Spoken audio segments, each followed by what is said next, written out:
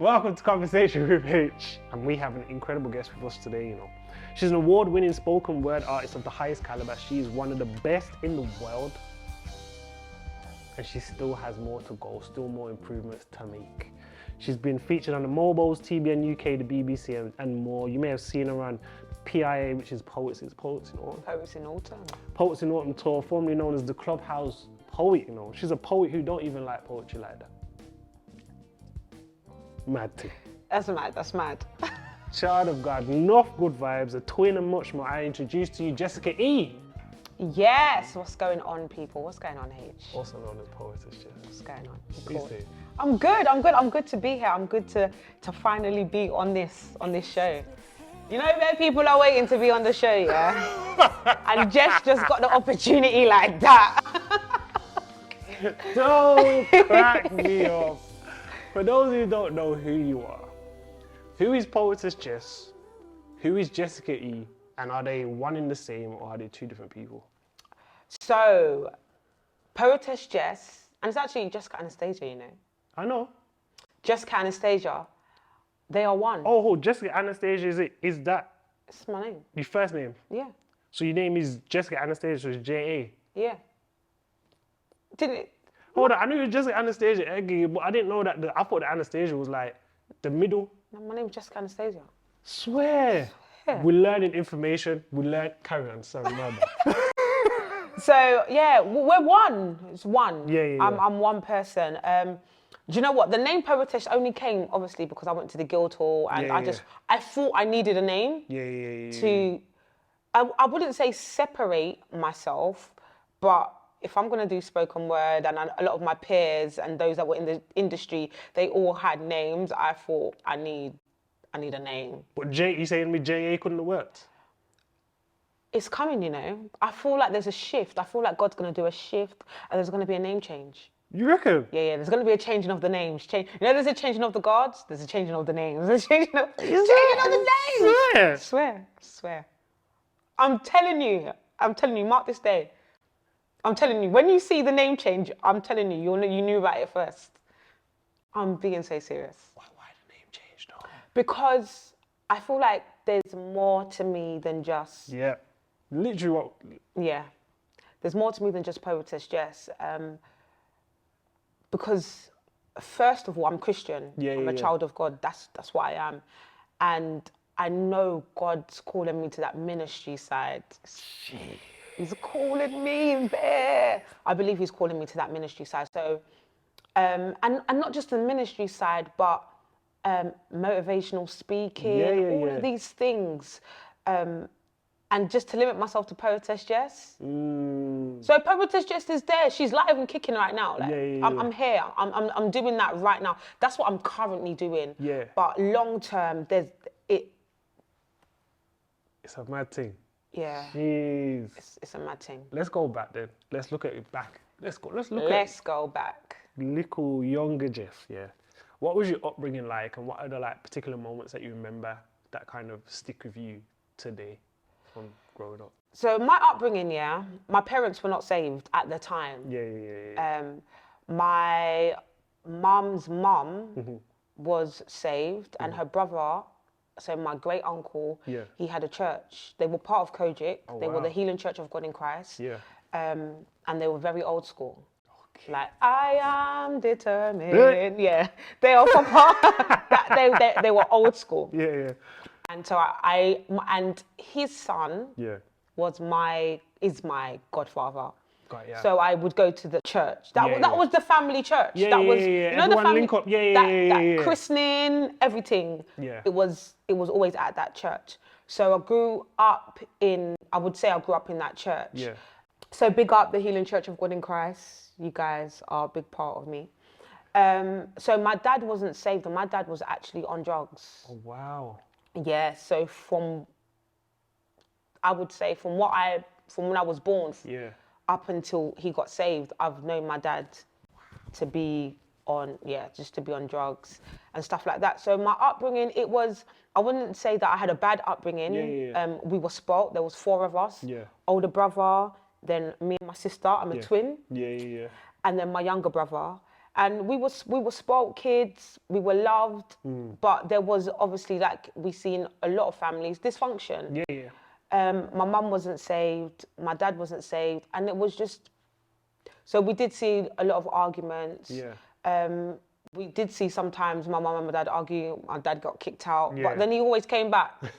he was always back, and then if he was out, he made sure he checked on his kids. Do you know what I mean? So that was, I think that was sort of the hard bit. Like the arguing, but again, nothing major to the point where I'm traumatized. Do you know what I mean? What stuck with me the most growing up was being old school. I'm old school. Really? Ask anyone. When you say old school, what I'm my principles, my ways, church-wise, everything is old school. And then, so from a church perspective, I'm old school. Okay. Like, I love that, the whole hymns, the whole choruses. You're on that great is our faithfulness. That's all you mate, rhythms. When I've gone the last mile of the way, I must have the Saviour with me. Softly and that is your rhythm. That's me. That is me. And then when we look at it, I want to say in the secular world, I'm old school. Rare groove, revival, reggae. You're under reggae lovers, everything reggae is my genre. It's not, you would have thought, you would say, oh, child of God, gospel music. No, not even. Give me a little Barris Hammond, give me a little Alton Ellis, give me a little Dennis Brown. Like, give me that, like, that's what I play. We call it big people music, Yes, innit? we do. That's me. You listen to big people, you drive in your car, big people, everything. If I show you my playlist, you'd be like, you'd look at me. I go to big people parties. Yeah, people look at me like, what are you doing? Like, what do you know about this tune? What do you know about this song? You know what? I don't like when they do that as well, you know. Like you're not meant to know. Like my parents think growing me up good. Like I went in the yard. Like, do you know what I mean? So that whole old school genre, sometimes I think, why was I born in the 90s? Yeah, I hear you. Why wasn't I born in like the 60s and stuff? When the R&B was running? Yeah, I mean not the R&B, the reggae was running. The reggae, the revival, the lovers rock. When them people were just, why was I not born in that era? Yeah, I hear you. But you know. We move. I made it to the 90s, you know what I mean? So that is what is really installed in me now. So when, you know, a lot of the time when I go to church and, you know, when you see a lot of these young preachers take the mic, there's no reverence for the pastor. Reverence to the bishop and the first lady. The congregation, the leaders. The Hi, my name is, and I'm here to do, and I'm like, I cringe. I'm like, God, are we allowed to do that? Because sometimes I think, am I just set in ways that, you know, that I'm just used to just giving honor to where honor is due. Yeah. So when you take the mic and you don't reverence the preacher and the congregation and like the leaders, I sit and I'm like, Lord, is this me? Are you doing is this a new thing? Because you know the Bible says God will do a new thing, right? So I say, is this a new thing? Like, do you know what I mean? I have to question. I have to question because I can't do them things, you know. I hear you. I'm with you. I can't do it. I get shook. Sometimes I'm like, God's gonna let go of his hand and strike me, because there's got to be an honor. There's got to be an honor. So I thank God. That those principles, those ways, and even just being like, I want to say an urban modest. How I dress. Like, it's installed in me. I know how to dress. I know to give honor where honor is due. Just when to say what, do you know what I mean? There's certain things that being in that old school church, although they had their ways, there was principles that were set. And I thank God that they're still installed in me. Like, knowing the beatitudes of God. Some people, they don't even know, you know. You ask them what Matthew 9:5 is. Please, no, please, don't do this. Don't do this. But do you know what I mean? There's just certain things that you know, even knowing how to pray. I heard some new school prayers and I'm like, God, I could never. Because I wasn't brought up. I was brought up to old school ways, you know what I mean? Calling by his name, acknowledging him, but you know what I mean? You know, we've got to run about 20 names before we get to the actual prayer. Run the names, you know, you got to Jehovah, tell him everything at the end, you know. Every omnipotent, omnipresent, most holy, eternal, Alpha righteous and Father, Omega. Alpha and Omega. This is the beginning and the end. You know, you start running them ones there. You've got to run those names before you get to the actual prayer. And prayers I don't hear again. Not from our generation, really. Maybe the older lot, but our generation now, we go straight into, we tell God what we want. We command what we want. I'm like, no, I got to reverence him first. Got to tell him who he is. Sometimes, you know, I'll be honest, I hate him with, you know, you're a big man. You know what's happening. I get, but I get those ones. You know what I'm saying? Yeah. I get those ones. Sometimes I do that. Sometimes I'm like, yo, G, my brethren. You know, like that. You know what's up. You know what I need right now, innit? Yeah. But those, I feel like that only comes in a time of, I wouldn't say desperation, but God, right now, I can't even find the prayer to pray. I can't put the words together. The words are not coming. So you know my heart, innit? You know that this day was preordained, it was predestined. You know this day was coming. You knew that I wasn't going to call you by every name under the sun, but I was going to get straight to the point. Do you know what I mean? So that's So that old school way of life is in me right now. I hear you. So let's look at, before you became the poet that you are, spoken word, superb, amazing. Was there anything you wanted to do or become when you were younger? And like, why didn't you do that? Or what happened? What stopped? Do you know what I wanted to be? You can't laugh at me. Would I laugh at you, Jess? I wanted to be a preacher. That makes sense. I wanted to be a preacher. Everywhere I went, I spoke about God, you know. You was on it like From that? school, college, everywhere. I drew a crowd. Don't let me tell you. I told these people, repent, for the kingdom of God is How old was you at this point? So I'd say more when I was more in secondary school. So in secondary school, the conversations were more about God existing is the earth flat? Is it round? And why I worship God? And that it's not a white man's religion. Oh, so you running that? That was the conversation around my peers, isn't it? And then when I got into college, and I went to a variety of colleges, when I went to college, the conversation went from, I'm a Christian and God's coming back soon. And this is what's going to happen, tribulation, trials, rapture. I would talk about, I loved that Bible talk. I loved it. And I just, Swear. That was what I wanted to. I wanted to be a preacher. There was nothing else. It was just preach. It was just preacher. I wanted to be a preacher. I wasn't trying to be a doctor, a nurse, a movie star. I wanted to be a preacher. Like, I wanted to proclaim the good news, the gospel. Honestly. Did you see someone do it and think, I want to be like that? From a young age, right? From earliest I can remember, I liked how people dissected the words. There was something. So you know when normally everyone would be in praise and worship, being offering, but when it got to the word, people were going to the shop. Bro. You guys get little Ribena and little Monster Munch. You know what I mean? Every man. But I was the girl in church with my Bible taking notes. You know, at young, I would take notes.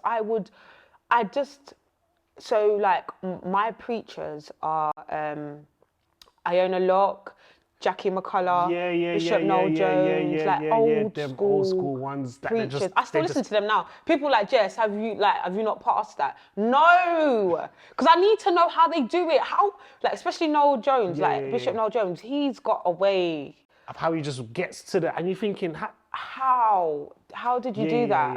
Don't get me wrong. I liked the TD Jakes and the Juanita Bynums, but these old school, these Jackie McCulloughs, they were able to tell you about God, and you had to fix your ears, my brethren. You had to incline your ear. You couldn't even move, man. I must have watched a message ages ago, Jackie McCullough, and she said, a lot of us think that God is some homosexual leaning his head to the side. I said, how were you allowed to say that? But do you know what I mean? There were just ways that they could just struck to the gospel, and I really wanted to do that. That was that's what I wanted to be, a preacher. But then I was scared, not that I was scared, but I had the big doubt. Of what? Oh, me being, because it wasn't the thing, was it? Especially when you get into like secondary school. And your friends are not really like... Everyone's doing their own thing. Everyone's doing their own thing. No one's talking about wanting to be... Nah, I'm not talking about music. I want to be a footballer. I want to do this. I want to do... Like, that's when the whole career of like being a nurse, being a doctor, a lawyer, preacher, just keep that one to yourself still. Do you know what I mean? So that is what I think sort of hindered me, but don't get it twisted.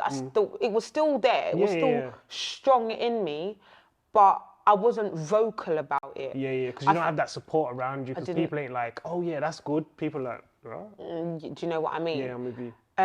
So I wasn't vocal about me wanting to, and I think, to be honest, if I was more vocal on it and more, I probably would. I probably believe that I would. I don't think Poetess Jess would be here. I don't think there would be a Poetess Jess.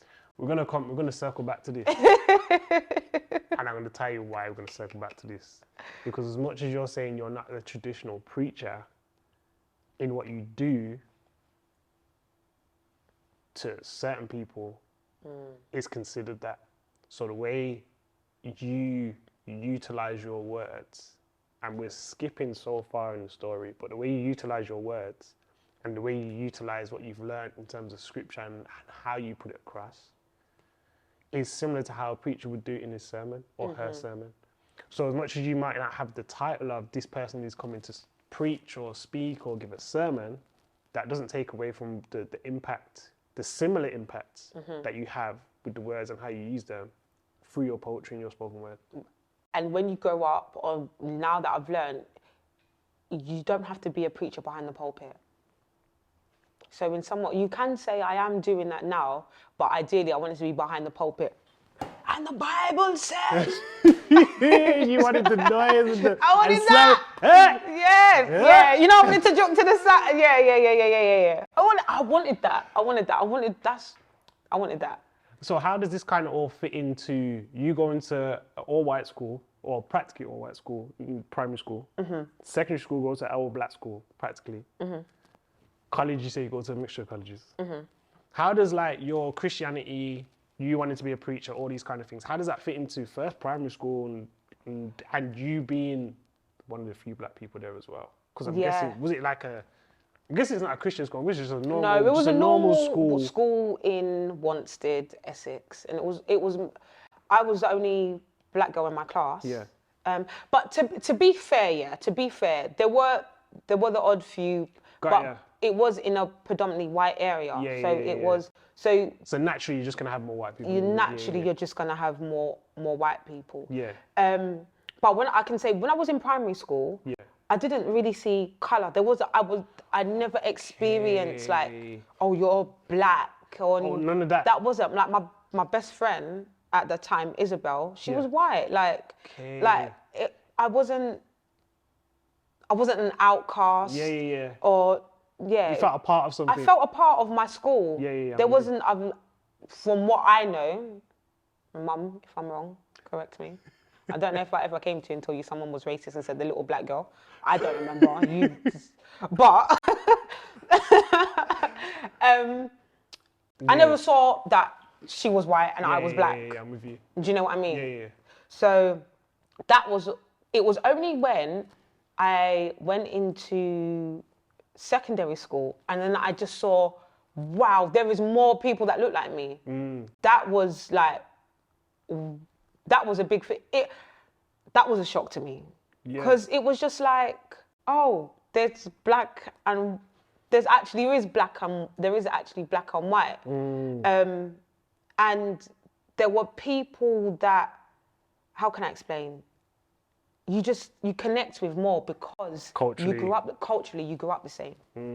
So when I'm going into my secondary school and I'm singing things like Heaven in Her Eyes, or just singing an old reggae tune, they automatically... Everyone's what do you know about that at you. My mum, do you know what I mean? There's that. Do you know what I mean? Not to say that I went to school and was singing reggae. No, that wasn't. But there's just little things that in secondary school I picked on that like the vibe was more of there was an instant connection. Because builds rapport, builds relationships. Builds relationship. And then there's certain things like sleeping with a headscarf.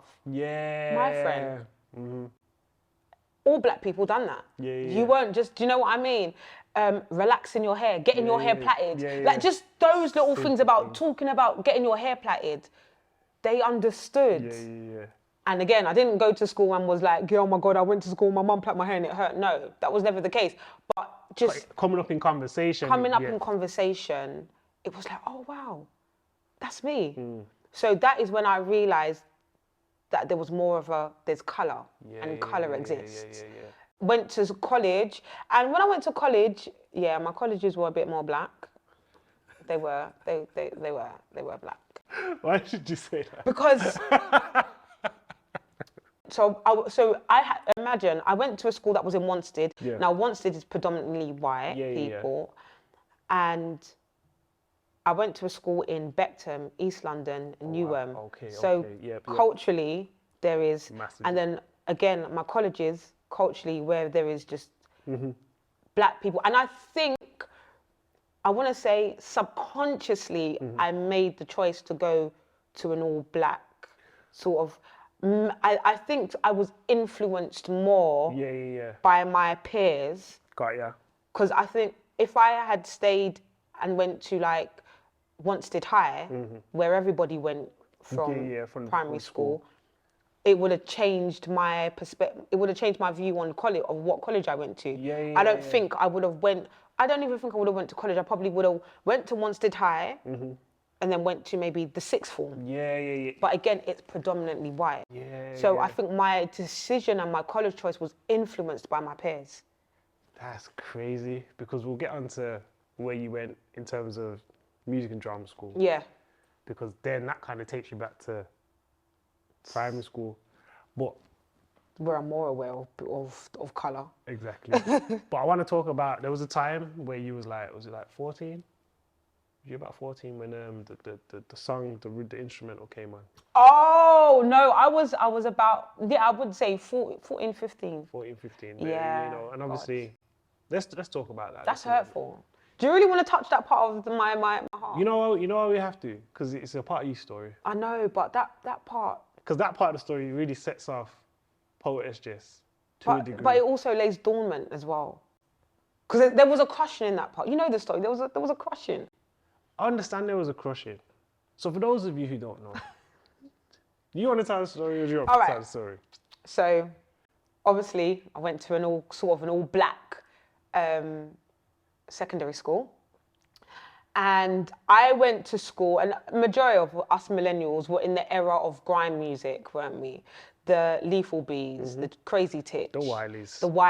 The Kanos. We were in that era. Yep. And I don't know about you. I don't know. I like I said, I was a sport child, innit? So I kind of got the latest phones. Okay, so yeah. Had the Sony Ericsson Walkman. Yeah, you had that. Did you have that phone? Is that the one with the orange on the side? Well, orange, yeah. They had it in white. Did you have that phone? Yeah, you was elite. You had the choose on. 100%. So if you had a Sony Ericsson Walkman, you were elite. You should have all the rhythms on your phone. You shouldn't have Nokia. No. You shouldn't have. You shouldn't have none of that. You shouldn't. I think especially when you get to like year 9. Yeah. You should be more advanced in that option. So. Yeah, that was when we had the Sony Ericsson Walkmans and MP3 players were not a thing. CD players were not a thing no more. Nope. You could just strictly play it from your phone. And the thing that was good about the Sony Ericsson is that the speaker was it was mad. It was good still. It was absolutely mad. Put that in a cup or put your hands around it. Oh, but you know when you'd be on the back of the bus and you just put it on the side and it just zoom. Bass is doing a mad and thing everyone on the would window. just be mad because why are you playing music? Like, why are you not considerate about the people around? Where's your headphones? And you know it came with headphones as well. Do you know what I mean? Like, but you just wanted to show. I don't know. Why did we do that? I don't know. I always sit and think, why did we feel like it was okay to play our music out on the bus and just make bare? It's bare noise, isn't it? Those, yeah. So we was in the era of grime music, and a lot of the boys were just spitting bars over instrumentals. Yeah. And I wanted to do that. Was any girls spitting at this point? In my school? Yeah. No. Oh. Girls weren't spitting. It wasn't a girly thing. Not that it wasn't a girly thing to do, but I don't think girls really had the interest. Yeah, I'm with you. In spitting bars. Okay, this makes the story have even more context in my brain Yeah. now. And not just that. So Kano's my cousin. Yeah. I remember when I said that Kano was my cousin, and no one in school believed me. And in my heart, I really wanted them to believe me. Like, I wanted them to believe, like, he's actually my cousin. And they were like, what? They didn't believe me. And I remember I think I was in like year 8. They were doing something at my school. I can't remember if it was a talent show. Yeah. And he came. And I went over to him and I was hugging him and everything. And they were like, oh my days, like, Kano's your cousin.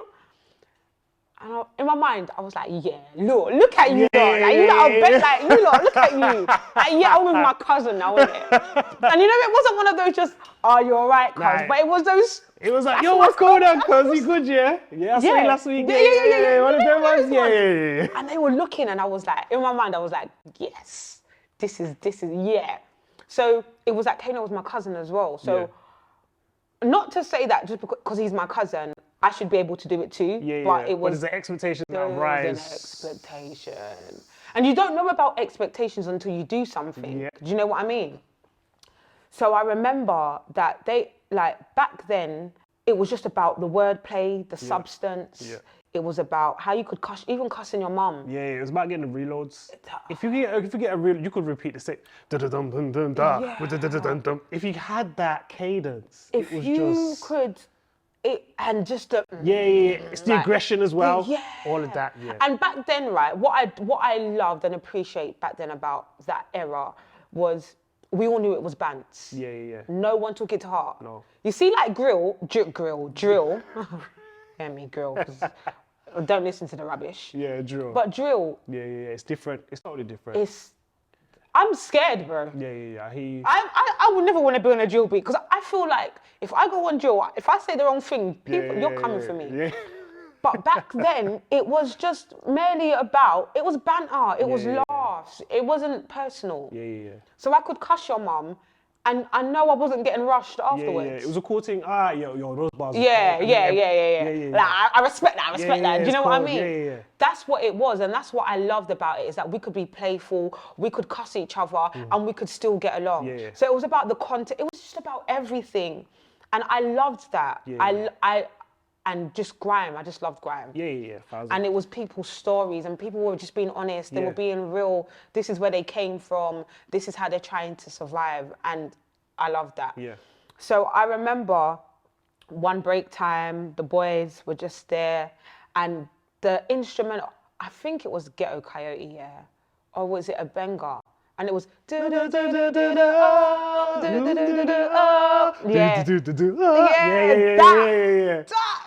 that instrumental was the instrumental. It was cold.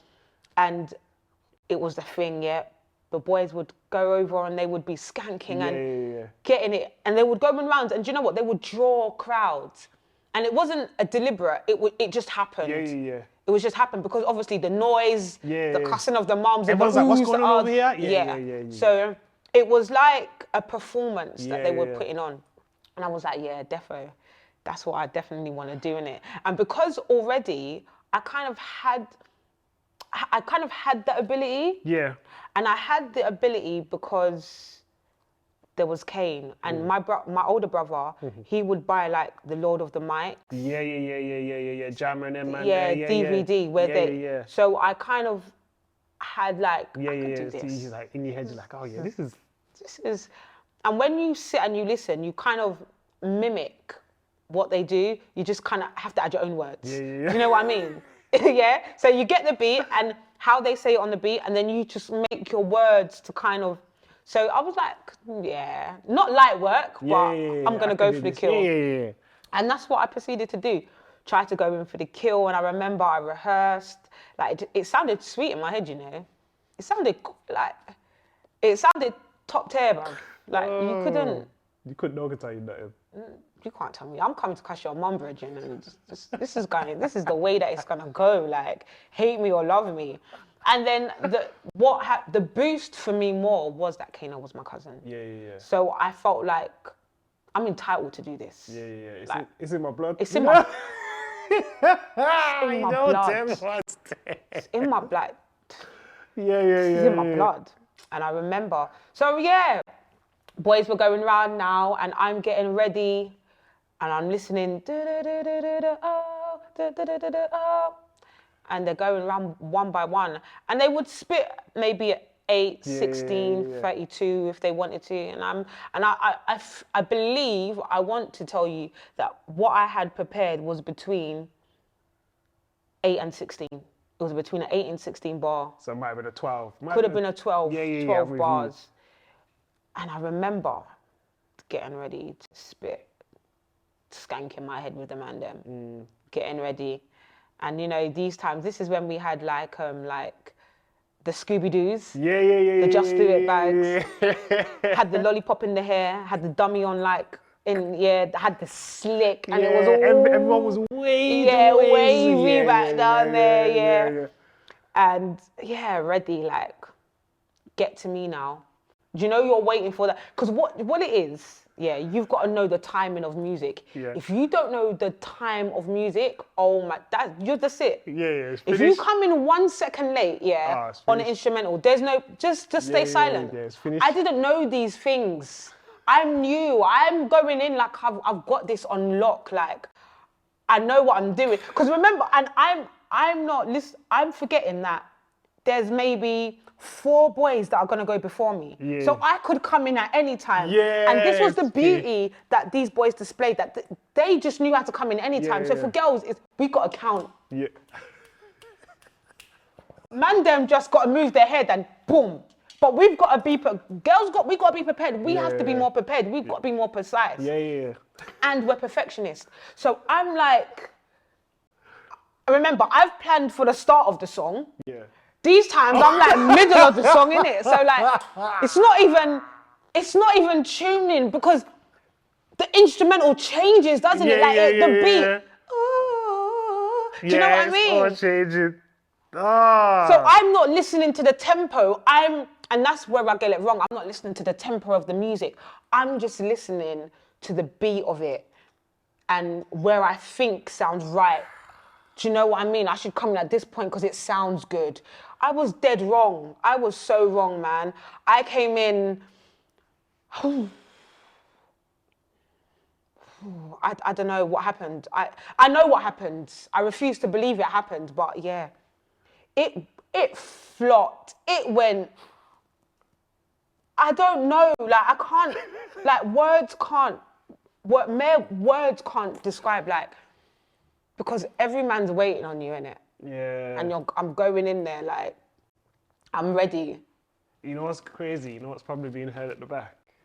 Yo, that's Kano's cousin, she's single. That's being heard at the back, Done your cousin a big disservice. That's been heard at the back. 100%. So I'm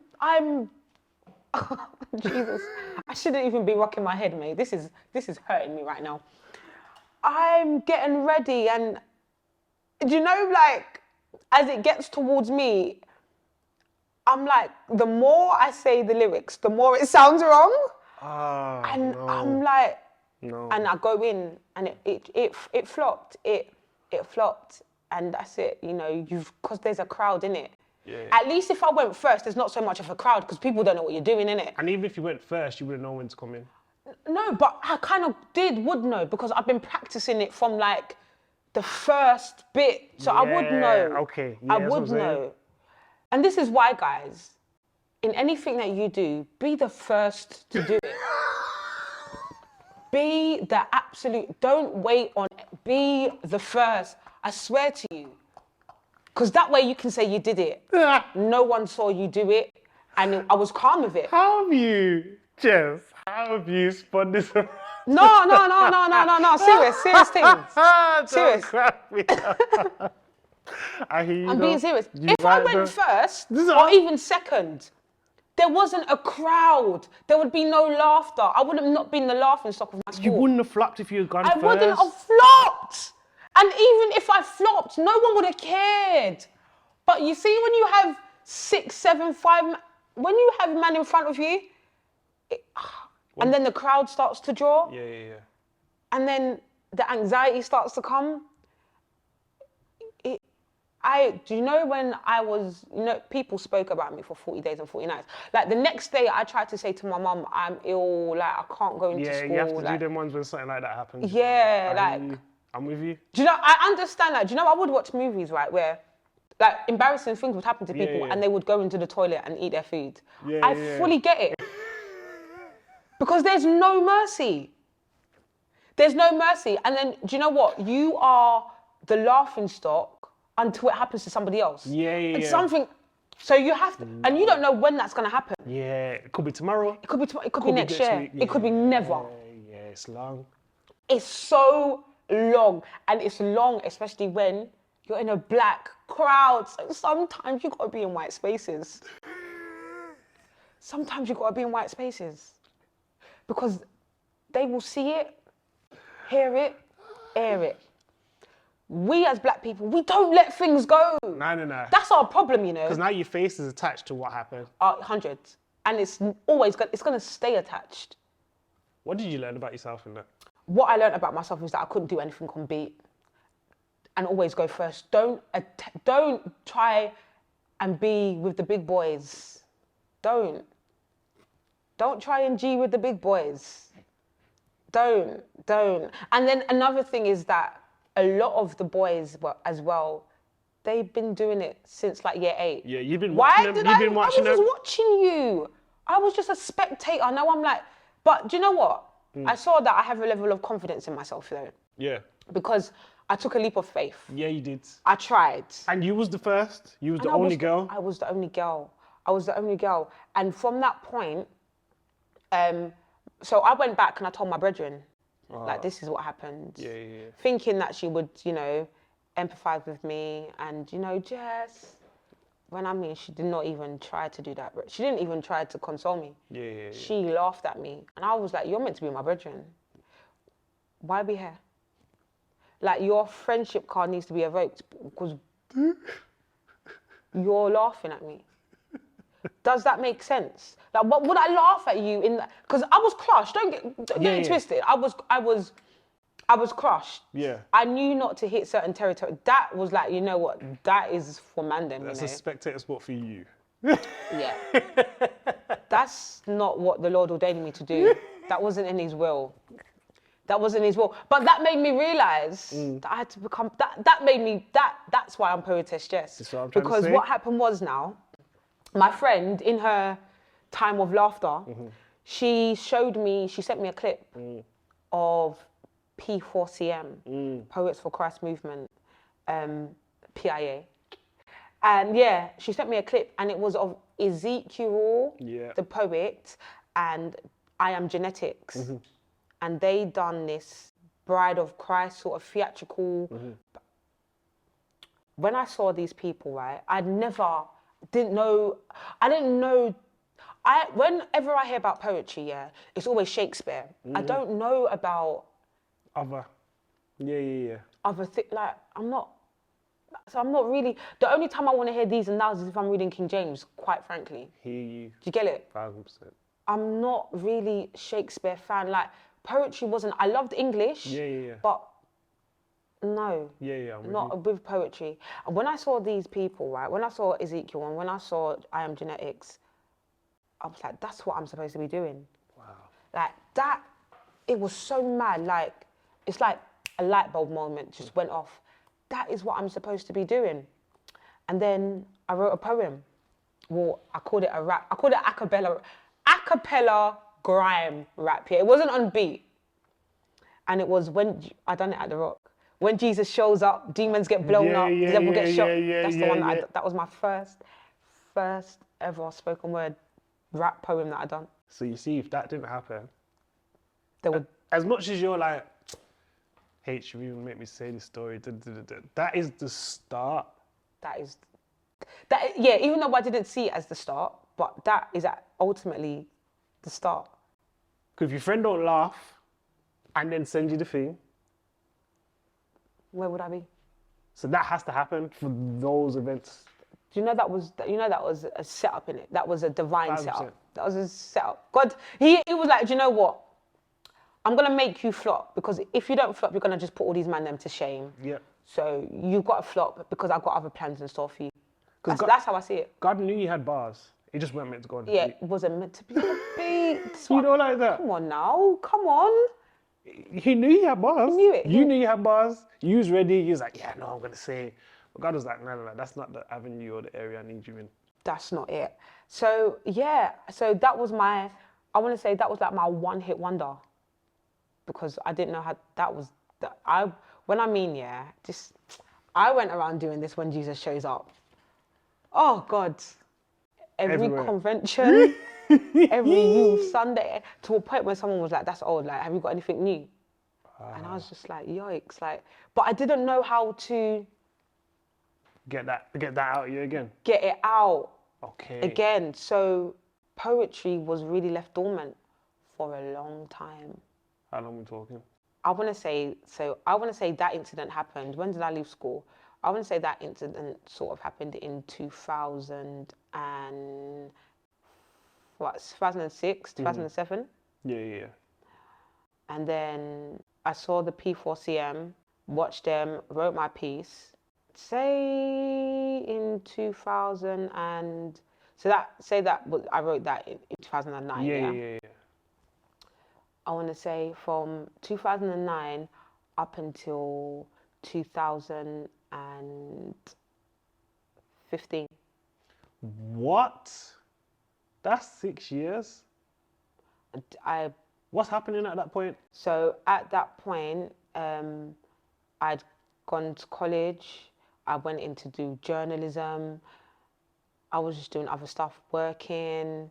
Did something happen for you to like do that one piece and then not go back to it? Or was it just things was just happening? Or was there a particular situation? Well, life happens. Yeah. Life happens, trouble happens, calamity happens, bro. Things happened.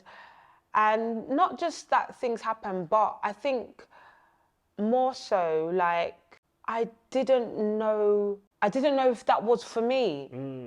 I just thought I can do it. Like, it's not that I can prove to myself that I can do it, but I don't know. It wasn't something that I thought. It just was. I was just doing when Jesus shows up for a while. That for about 6 years.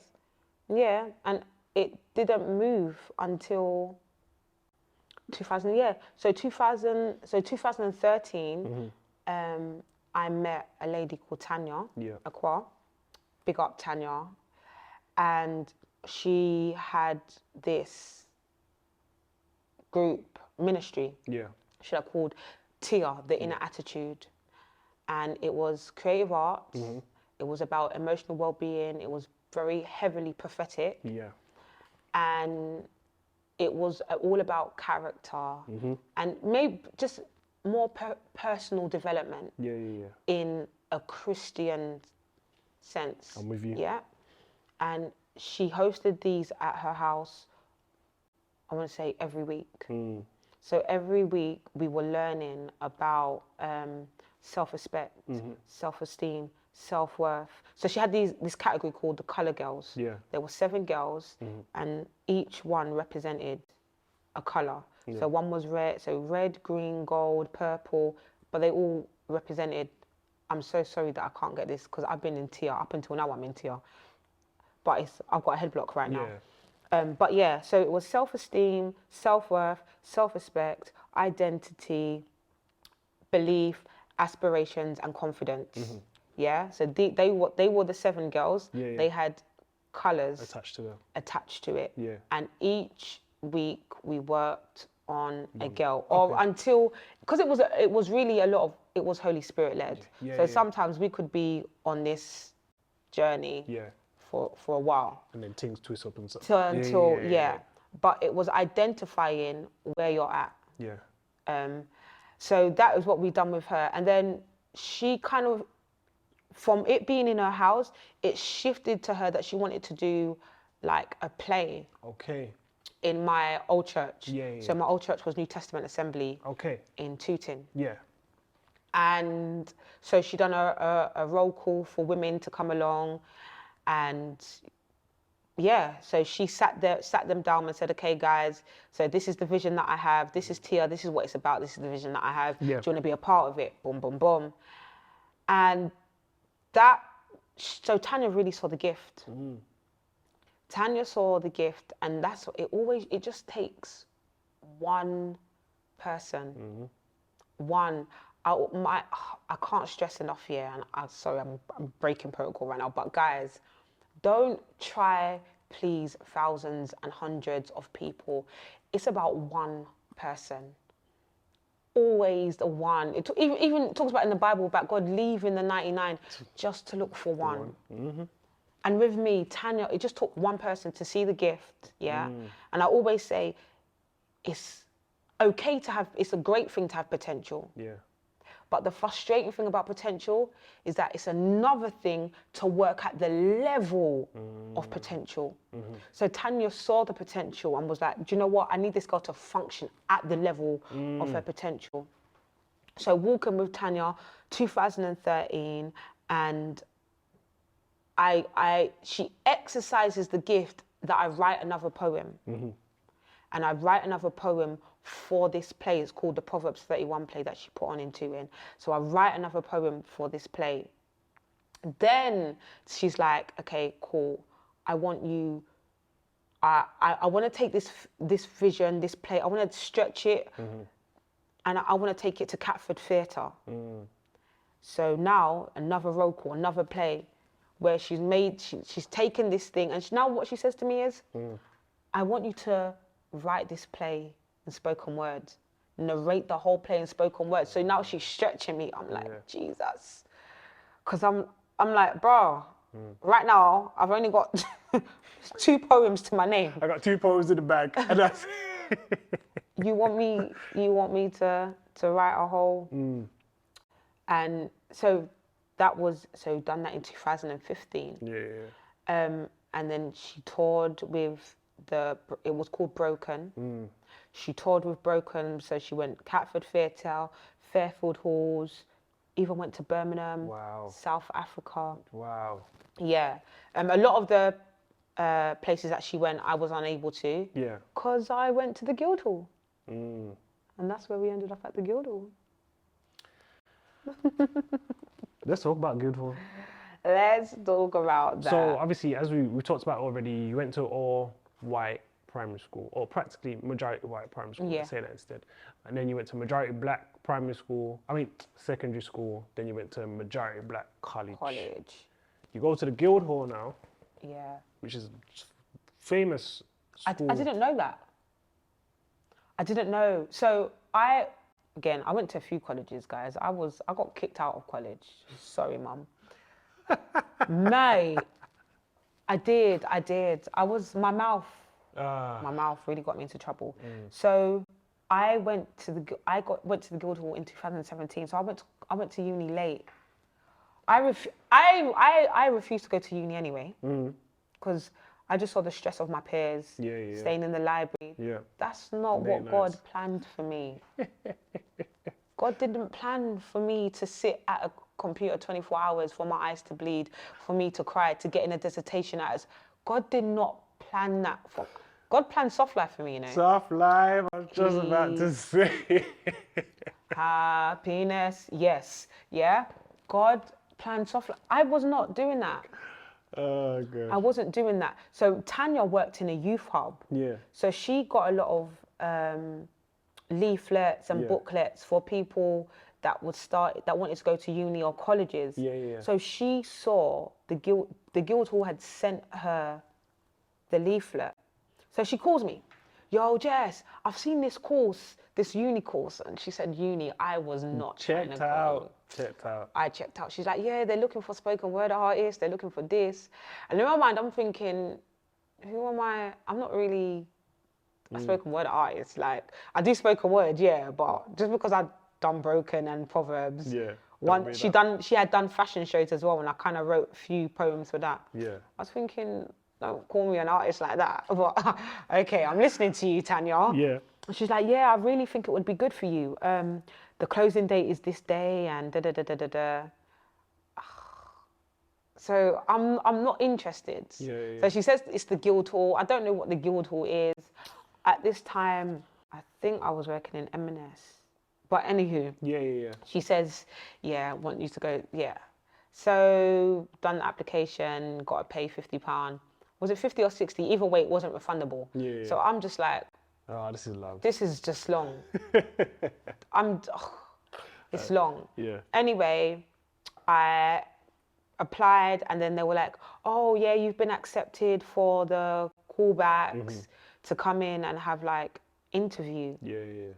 And so it was a 2 interview process. It was like a group sort of. It was like performance.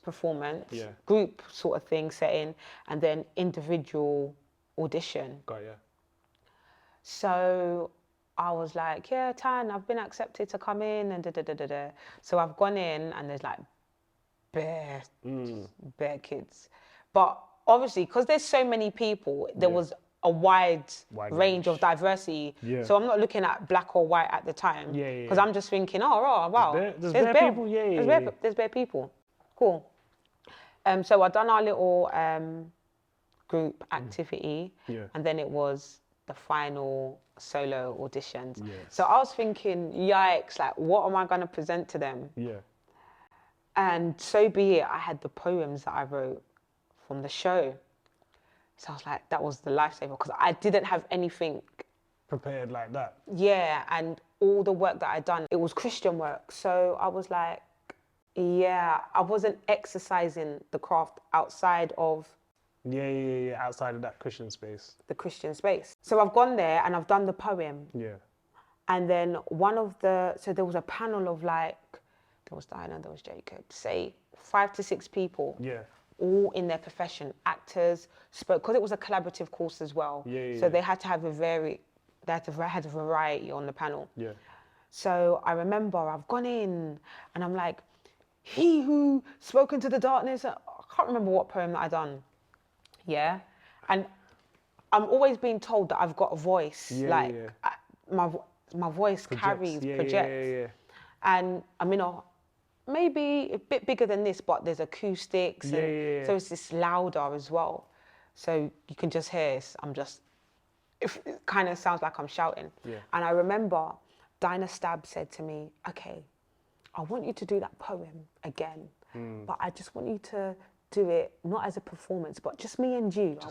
Just look at me and forget who else is in the room. So I was just thinking, oh my God, why? And then I start to do the poem, and I kid you not, I start bawling like a baby. I'm crying tears. And in my mind, I'm like, you better fix up right now.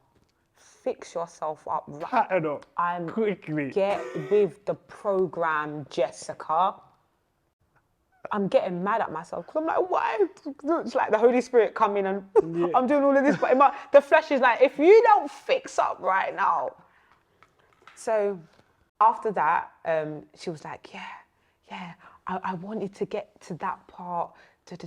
I wanted to take away. So I was like, okay, cool. And I've left. And in my mind, I'm like, yeah, these people. Yeah, I just cried. I just cried. There's no way I'm getting in. I'm not getting in.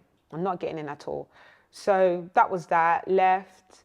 Wished everybody else a good luck and whatnot. About 2 weeks later, I got an email. Congratulations, you have been offered a place at the Guildhall on a conditional offer.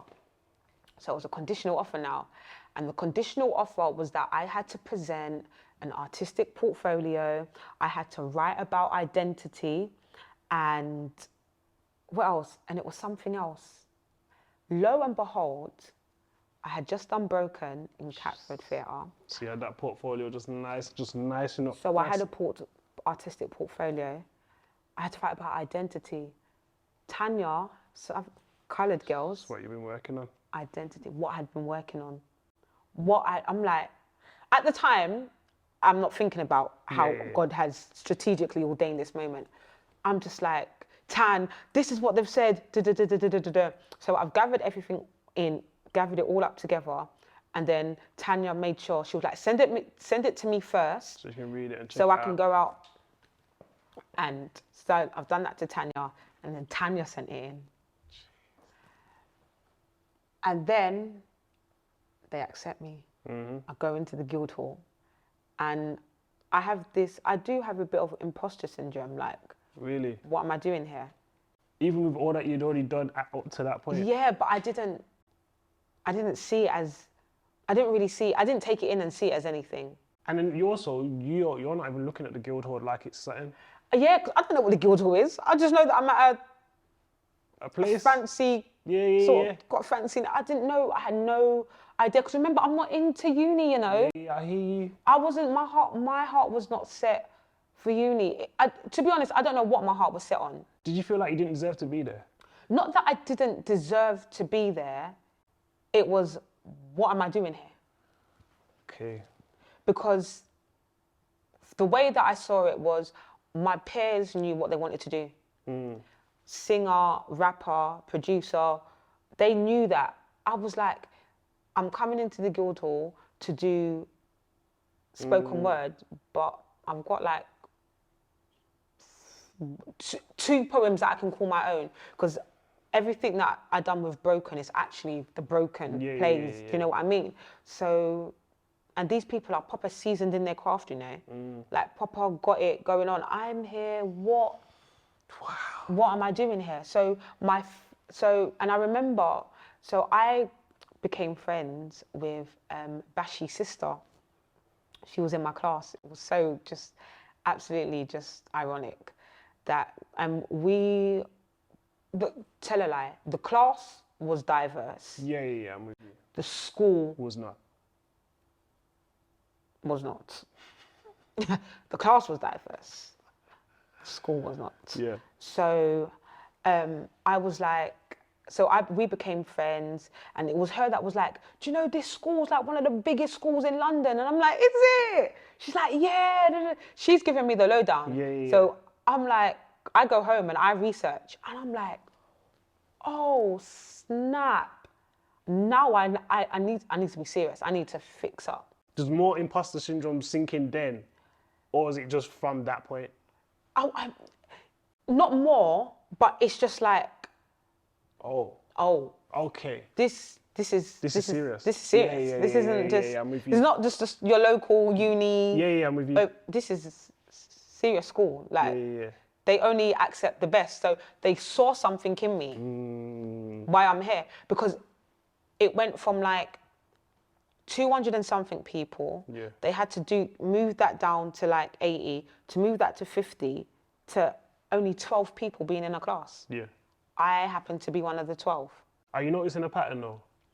I'm noticing the pattern, but now I notice the pattern. Yeah. Every time I say it, like do you know what? Every time I tell this story, God reveals more about what he's been doing. Yeah. At the time, mate, I'm blind. I don't know. I got scales across my eyes. And to be fair, I think at the time, and it sounds so bad, but I'm being honest, I didn't really acknowledge God to the extent that he needed to be acknowledged. I did like, oh my God, thank you, God, I got in. Yeah. But I never I didn't look at the lineup of things, Haych. I was going with the flow. I wasn't looking how God opened this door and that. I wasn't. And even when I was in the Guildhall, I'm thinking, what now? I'm not looking, I didn't go in like, I'm going to be Poetess Jess, I'm going to do this, I'm going to do that. I just went in like, okay, I'm in this school, I actually now need to become a poet. That's it. I didn't look beyond that. And it just goes to show how limited my mindset was. We serve such a big, great God, but I had this limited mindset that I was only going to go this far. And knowing that, not that my parents were disappointed, but it was like, you're going to do poetry, why couldn't you do that of an evening? Because a lot of people do spoken word of an evening. It's their hobby, innit? Open mic is a hobby. It's not something that they go and they study. So yeah, I'm in the Guildhall and I'm like, wow, I'm here. And then I looked at my peers and how seasoned they were in their craft. And I just got 2 poems. What now? So I remember I took notes from them. They were a great, although they didn't know it. They were very vital to my growth as a poet, because I looked how determined they were. And I went out, so like I would go home and I would force myself to write. It's like you got to exercise that muscle. So that's why I kind of forced myself to write. I got an Instagram page. I just got all the logistics together. And when I finished like my first semester, I said to myself, okay, I need to go back with a name and that I'm solid. So when I had that, so we had a month off. So you know, normally they break it up, like you get 2 weeks, 2 weeks. Now ours was, you just get the month off. So we had that Christmas period off. And in that Christmas period, I really got my head down, went on Fiverr, got a logo. Like I said, I got the Instagram and I came up with the name, so that when I went back, 2018, new start, I went in, they knew I'm not playing now. I'm now trying to reach your levels. So that's what I did. Again, I wasn't quite sure, but I just thought, I'm going with this. Because it fits for now. And that's what I did. I went and You know, in terms of your journey, the thing that I'm seeing from our conversation is every time you step out and do something, like it's blessed. Every time you step out and do the right thing, it's blessed. Even if it feels like this ain't working out in my favor, I'll go back to the part where you started spitting and it didn't work. But because you stepped out, you was the only girl to do this thing. That's what sets you on the path to this. You step out and you do the Guildhall thing. You weren't even feeling it. You step out. Because you step out and do that, now the thing patterns up. You go into the Guildhall. You get again, you think of the name. You start to get your name. Now you're stepping out because you're like, okay, now this is a new season that I'm stepping out in. Cool. That happens. Things start to pattern up, and next time. So every time you step out, and as you were saying, you're the first to do something for you, not even just in general, but first to do something for you. All right, cool. Guys, like, that's what I've been waiting for. All right, cool. So. And that's it. That's what I've been. And all it is sometimes we're waiting on God, but He's waiting on us, you know. He's just waiting on us to take that step. And so it's about, it doesn't matter how, even if it's just a step, just take the step. So I've took the step. I'm in the Guildhall now, and that's now I'm starting to see the whole colour thing. Like I'm starting to see the whole differences and everything. Like it's more in my face. More evident. It's more evident. And even in the school, as I had one black professor, one. Jacob Sam LaRose. That guy, absolutely amazing. And the man, when I mean any problem that I had, any situation that I found myself in, I made sure I touched base with this guy because he understood. I remember there was a time, like 2017, right? There was a series of deaths. And black people, we're used to deaths. It's so I'm used to deaths anyway, right? But you know when you keep telling white people death, they're like, so they feel like that you're gonna have a level of anxiety. And I remember like go student affairs and da-da-da-da. But my whole thing was, I'm going to student affairs to speak to somebody that does not represent me. They're not gonna understand. They're not gonna make sense. They're gonna think, oh, this is gonna be this might spiral into. Yeah, you're gonna try, and this is what I thought. You're trying to diagnose me. Yeah. Do you know what I mean? I'm with you. When that's not the case. So like if I went to Jacob, he understood. Yeah. It's common. Like it happens. Just take time, be easy. And so that he was just, but what hurt me was that he was the only one that I could go to. There wasn't anybody else. And it was worrying. It was troubling to me as well. Because what if Jacob's not at school today? Yeah. What happens? So that was really much the issue that I had. And again, my mouth was an issue because I challenged teachers. Don't get it twisted, guys. I went to the Guildhall, but they nearly kicked me out. What? They nearly kicked me out because I'm a challenger. Yeah. I've always been a challenger. I've always asked my mum, innit, mum? Always. I always have to have the last word. And if I don't agree with you, instead of keeping that to myself, I have to tell you, I don't agree with you, and I've got to let you know that I don't agree with you. And what it is that we have teachers, we have like Caucasian teachers, and they don't know how to respond or react. So they see that as me being passive aggressive. Yeah. I'm not being passive aggressive, but if I was speaking to a black teacher, that teacher would put me in my place. Yeah. Do you know how many teachers in my school, in my secondary school, put me in my place? Yeah. And I respect them for that. And they could. Yeah. Because they were black. Yeah. They could put me in my place. And they understood. And they understood. But now you have teachers that are now threatened by your behaviour. So now it's cause of concern. Yeah. So now, because it's cause of concern, I'm now breaching school code of conduct. And now it has to go into meetings. Yeah. There was even one teacher, a voice teacher that I had. And at this point, like I just felt like this guy was just picking on me. Yeah. And even my peers said it. And I believe that he was. You want to call me into a meeting? Because I'm wearing my hat. Every lesson that I come into, I'm wearing a hat. And I'm not the follow fashion, like, I'm not that sheep sort of person.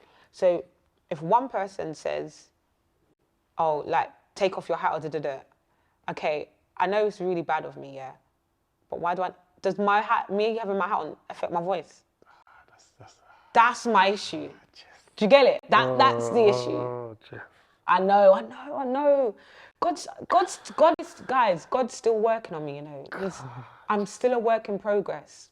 But I made it through. I made it through the Guildhall, and I'm there. I'm here. We move forward. We fast forward, because this is the thing. This is why I like having these conversations, because people won't know these things happen. People just see, oh, it's Poetess Jess. People hear, oh, she went to the Guildhall. People don't know the sacrifices, certain things you had to go through that people will never talk about. Do you know what? I think we've got to mention, I had girls, right, in my class that said to me, yeah, when they first saw me, they thought that I was a ghetto girl. They thought that I was from South London. I'm not from South. I am from Essex. Yeah? I'm not from South. And they said that to me. They said, yeah, we thought you were this rowdy black girl. So people's agendas are already set up by what they see. Yeah. So they see, and do you know what? I rate them because they came and they told me. Two-faced. They didn't come, it wasn't like they were chatting me. They probably did chat me behind my back. Who knows? But it was that people already have a persona. They already think something of me. See a girl got weave on, makeup on, eyelashes. Yep, she's from why South London got this? It's just South London. You guys have got a stigma, you know. Everyone thinks you're from Croydon. Everyone thinks you're from Brixton. Yeah. Everyone thinks it was Brixton. I got Brixton. You got Brixton? Yeah, I got Brixton. I've been told Croydon before. To be honest, I always get South, but this time it was specific. It was Brixton. It was Brixton. I had to go to Brixton and I had to look at some girls and I had to be like... You do market research. Yeah. Because I didn't understand. Do I look like I'm from Brixton? And what did you determine? I'm not from Brixton. It's so weird that... Yeah.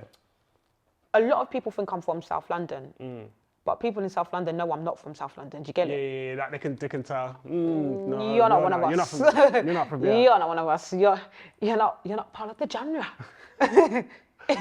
Let's move forward though, because like we get into pandemic, you somehow become the clubhouse poet. Oh. You become the clubhouse poet. One thing I ain't really spoken to people about, and I ain't really asked anyone, is how the pandemic really affected them and what they did. and what they do is like you as a spoken word artist.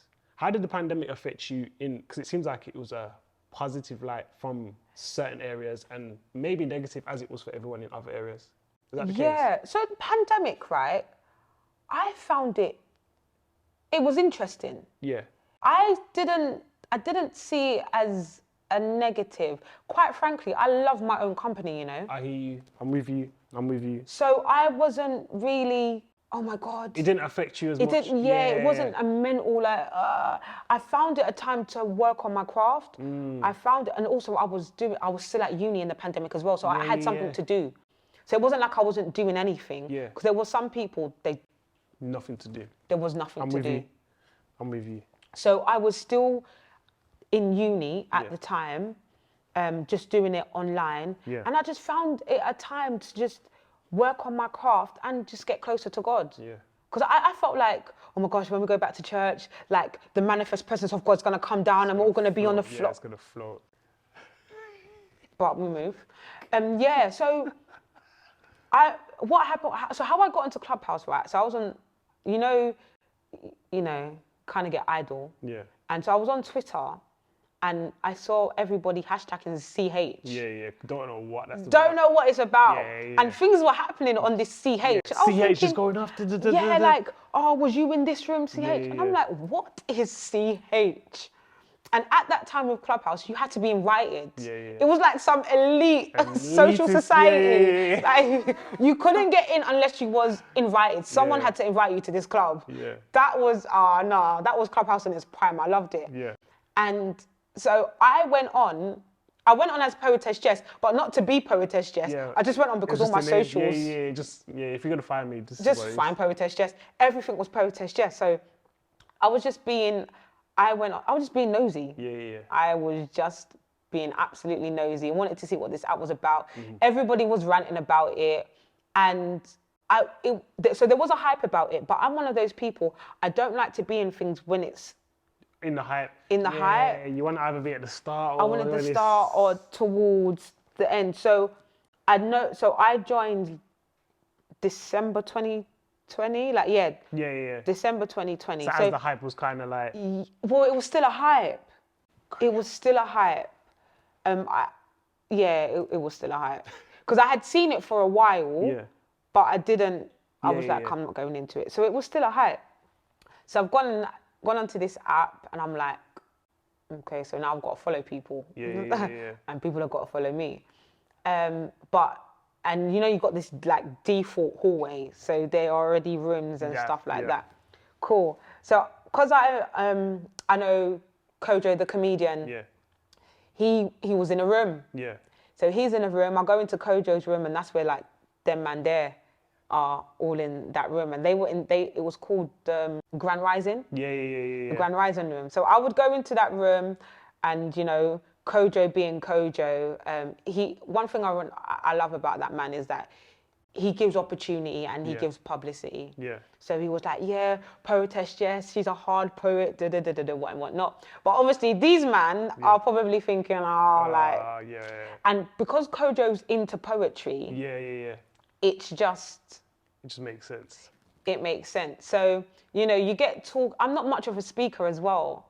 I'm not. As much as it sounds, As much as you wanted to be a preacher and or whatever and all them things. Antisocial. It's so doesn't make sense how God's going to put me into that space. But I'm not much of a networker. Yeah. So I would be in these rooms, and at that time, if you were on the stage, you were elite in it. Like if you was in known by, I was always on the stage. I was never in other room, guys. I always knew somebody. I always knew a speaker, or I was always on the stage. So started speaking with these guys, and it was calm. It was good. And I remember one of the mornings, they were like, no, tell a lie, that's not true. I would find there was spoken word poetry rooms. Oh, yeah. And I would go into those American rooms. Yeah. And you know, these American rooms are 3 o'clock in the morning and you're tired. And so I kind of was more in the American rooms at first, getting a little following. Yeah. Didn't remember, I wasn't going on there as Poetess Jess. I was just going on there. So the Americans, oh my God, you're fire, you're this, you're that. Yeah, and I remember I went into a Grand Rising room, and Smokes was like, like you're gonna say spit some bars or do some spoken word, and I think it was like, let me give you an example of your boo. He takes samples of your boo. You were never ever the full package. He used you as an example to look cute. Yeah, and they were like, what, mad? And then they started, like, was it Tyrone Sharks started doing Clubhouse Clash or Clubhouse Clash? Yeah. So every Friday they would they would get artists, different artists like Western and Osh and Sideman, and that's how I met them, man. Yeah. And they would verse one another, and we done a poll on Twitter, and we had to vote and things like that. So they had to go out, do a whole video, things like that. And I think one of the days or one of the times, so I was still like excelling in like the American rooms. Yeah. They were like, oh, we want you to do a poem. They want me to do a spoken word. Yeah. So I was like, okay, cool. Like my boy Pat, Chef we call him, rang and he was like, oh, Jess, yeah. So we got the clash on Friday and we want you to open up with a poem. So there was like, I think like 2K people in the room. Yeah. And I wrote this poem called Before You Quit. And I wrote it for myself because I was going to quit spoken word. And I wrote this poem and I'd done this poem. And it was like, oh my days. Do you know when they say, and the crowd went wild? Yeah. They went absolutely mad. Like the following went up, the interaction on Insta went up. And not just that, I was doing prayer rooms as well. Yeah. So the girls that I connected with in Grand Rising were coming to the prayer rooms that I was a part of, and they were like, Jess, like, can you bring me up? I want prayer, like me and my friends. Yeah. Wow. So I was getting recognition from being in prayer rooms. I was getting recognition from being in the American rooms, and I was getting recognition from being in the clash rooms. And then I took a leap of faith and I went into the business rooms. It was, so I am now known in all sectors, and then I'm getting people cash apping. No, someone was like, you need to get a cash app. This is when cash app was a thing, innit? Because I'm not gonna lie, we only know cash app for fans only or only fans, innit? So I'm not getting a cash app for only fans, brethren. That's not where I am. So I got a cash app, I put it in my bio, and mate, just getting ping, so-and-so is giving you a cash app, or a lot of the church rooms was like, yeah, we need to bless you. And people were just blessing me and I'm getting money and I'm like, oh my days. Like it was crazy. Yeah. Absolutely crazy. Then just zooming forward, they have this Clubhouse town hall, and normally it's just an American thing. Yeah. So you kind of got to be awake because you want to know what's happening with Clubhouse, where is it going next, what's the new features, what they're going to bring in. To be honest, I don't even know why the town hall was such a big thing. It's because you couldn't meet up with people and do this in a similar setting. So it was like, oh yeah, all right, yo guys, we gotta meet. Yeah, it's that. We were really invested. We were invested. You had to be at the town hall, because the creators were coming on to tell you. My God. Is that what life was like? Wow. The creators were coming to tell you this is what's new. Yeah.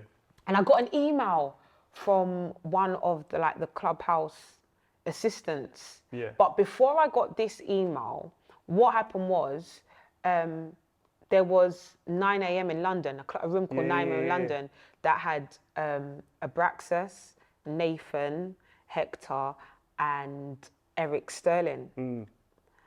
And that room was fire. They were on the news, that room and another room, 2 rooms that I actually were a part of. Yeah.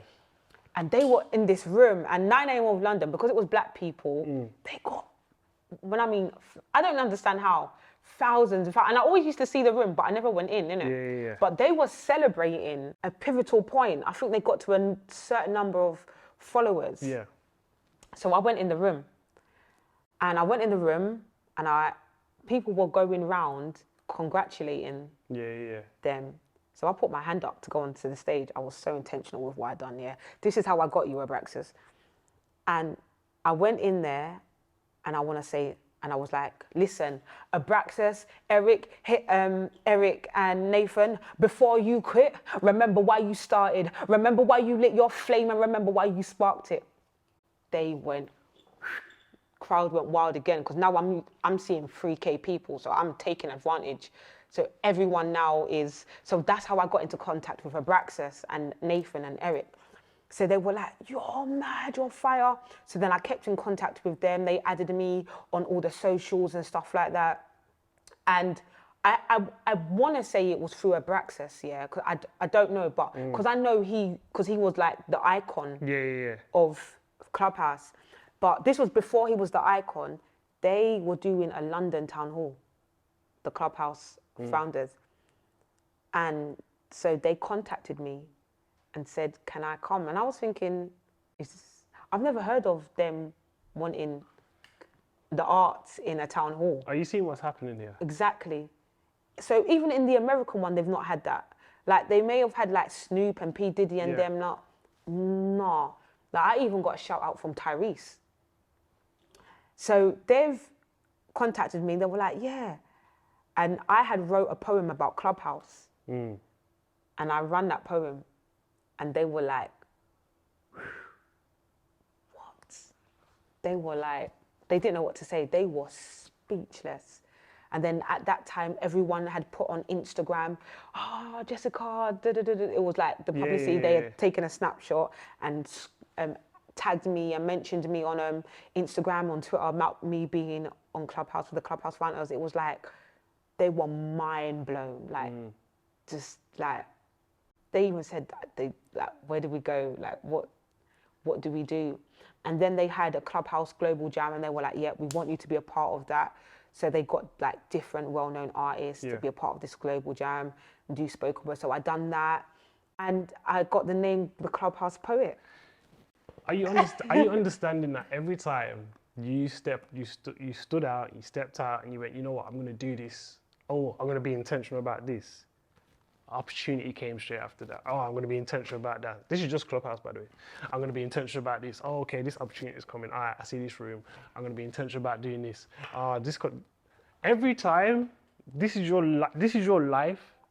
Every time you're intentional about something that's the right thing to do, and you do it, opportunities come and pattern themselves for you. Right. For you. How far do you want to take this spoken word thing? So, and that's not to do it a disservice by saying spoken word thing, because it's not just like that.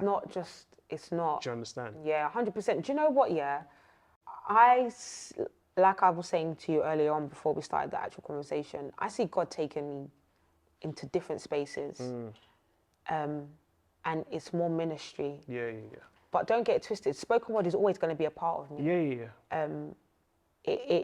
It's highlighted me. Spoken word more or less established me on certain stages. Do you know what I mean? Even like connecting with you and other, like, it's brought me, you know, the Bible says, that a man's gift will make room for him and bring him before great men. And that is what spoken word has done. Brought me before some great people. I've done MOBOs, I've done TBN, I've done BBC, I'm doing Big Church Day Out. Like, I've done the PIA tour. So many, Channel 4, like so many major things that it's just open. But I know God is stretching me beyond that. He's stretching me beyond that. And what he's about to do with me, spoken word and ministry, it's going to blow your mind. I'm telling you, it's going to blow your mind. What he's about to do is going to blow your mind differently. Like, you know, I was telling you, God, he's going to do a new thing, especially with millennials, and he's going to do we've got to reach this generation in a different way. And long are the days where we start telling people their destination without an invitation. Gone are the days where we got to tell them, repent for the kingdom of, like, he wants us to minister in new ways. Do you know what I mean? And like I said, I wanted to be a preacher, and it doesn't mean I've got to stand behind the pulpit, but using my creativity. And I think he's stretching that in such a dynamic way. Like, it's going to be mad. I feel it. I know it. Like, through what has just happened with me, I can't limit God. I'm not putting no limits on him. Like, I limited his hands. I'm not gonna lie, I limited God. I'm like, yeah, God, you ain't gonna do this for me. Like I know you're all knowing, you're El Shaddai, you're all powerful, but that was I believe a lot of things I didn't do is because I limited his hand. He's like, do you know what? If this is how you're thinking, no. But now, because I'm taking those steps forward and I'm meeting God where he wants to see me, he's stretching. And I know, like, I think within the next, I want to say 5 years, I'll be Jess Anastasia. I'll still, Poetess Jess is, because it's me. Yeah. It's me. It's still there, but it's not limited to just Poetess Jess. Yeah. That's what I believe. It's not even what I believe, it's what I know. And like I said, I don't want to sound prideful, but because of the God that I serve, I can't be nothing less than the GOAT. Yeah. My last question to you. With where you're at now in life, what advice would you give to yourself? Or what encouragement would you give to yourself? What encouragement? My first one would be character. God will not take you where your character can't keep you. I want to say, that I'm not the easiest of persons to communicate with, because a lot of people get so intimidated, like, she looks so serious. And I'm actually not that serious. I'm so simple. Yeah. So it's just adjusting that, get your character right, get heart conditionings, like, heal. You know what I mean? And this is not just, this is advice for me and for everyone. Heal. Do you know what I mean? Don't go into things thinking that you got this on lock, and that it was yesterday. No. Talk about yesterday. Do you know what I mean? So get your character on lock, heal, and understand that your gift. It's not about finding your purpose. It's about finding your gift, because it's your gift that will make room for you. Your purpose will align itself with your gift, but find your gift, not your purpose. Your purpose is not making room for you. Your gift is. What is that thing that you see yourself do? Do you see what I mean? My gift was there in front of me from the beginning of time. I just had to fall in love with it, and that's what I done. Fall in love with that gift that God has given you, and that gift ultimately is the talent. What is the talent that God's given you? Are you able to sing? What is that thing you just do effortlessly, passionately? You will do it if money was not a thing. What is that thing? And that is, mine is speaking. And that's why I say God's going to stretch me beyond Poetess Jess. Yeah. Because I love to speak. I love to speak about God. Poetry, that's the talent now. That's the talent. But my gift is speaking. I love to speak. So find that gift, that thing.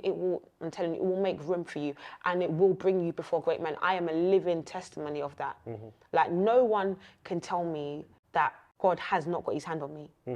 It doesn't make, you can't say, nah, it just happened by luck. What is luck? Like, come move from me with that thing. It's not luck, it's not the universe, it's not a higher power. It is El Shaddai, it's Adonai, it's the ageless one, the faithful one. It's him, and I just want to be a living testament of his love, of his light. And another thing is to serve. Serve, man. Serve people. When you find that talent, when you find that gift, serve people with it. We a lot of the time when we hear be fruitful and multiply, we think about women, having kids and having multiple kids. No, but be fruitful in that gift and multiply it. Let it go elsewhere. Don't just have it and, I'm going to do it just in the church. No, I had to come to learn that there's more to speak about than Jesus. There's more to speak about than the church. There's other things. And I exercise that. So service, use your gift, find your gift, use your gift, and your gift is not for you, it is to serve others. And that is that's my advice all the time, to myself, to every and anyone. The gift is so important, because we have a lot of people, I need to find my purpose. What's my purpose? It's not about your purpose. It's about your gift. Find your gift, and your purpose will coincide, they will collide, they will walk parallel with one another. I will talk about the gift for ages, but we move. Jess, thank you. No, thank you. It's a really good conversation. Really good conversation. And for you guys watching, at home. Just been conversation with Haych with the amazing Jessica Anastasia. Oh, look, he's moving in the spirit, guys. He's moving in the spirit. We've got more content coming very, very soon.